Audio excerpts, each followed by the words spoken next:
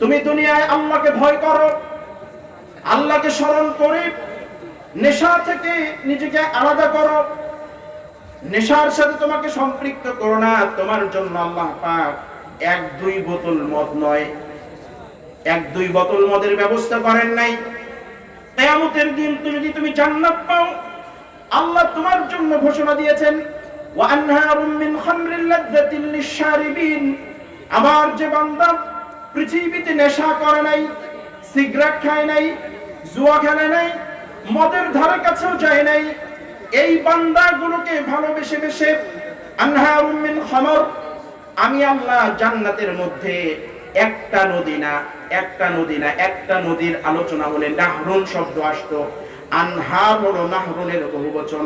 আল্লাহ বলেন আমার বান্দা যদি নেশার সাগরে ডুবে না যায় দুনিয়ার মধ্যে, আমি আমার বান্দার জন্য জান্নাতে অনেকগুলো মদের নদী দান করে দিব। কি চান? যেটা হবে আপনার জন্য অত্যন্ত মধুর, অত্যন্ত শান্তিদায়ক।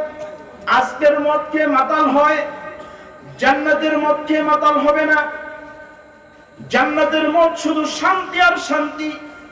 আল্লাহ আরো সামনে বেড়ে বললেন, আমার বান্দাগুলো যদি মদের আড্ডায় না বসে, জুয়ার আড্ডায় না বসে, আমি আল্লাহকে ভালোবেসে আমাকে স্মরণ করে, আমি জান্নাতের মধ্যে আরো একটা উপহার তাদেরকে দিব।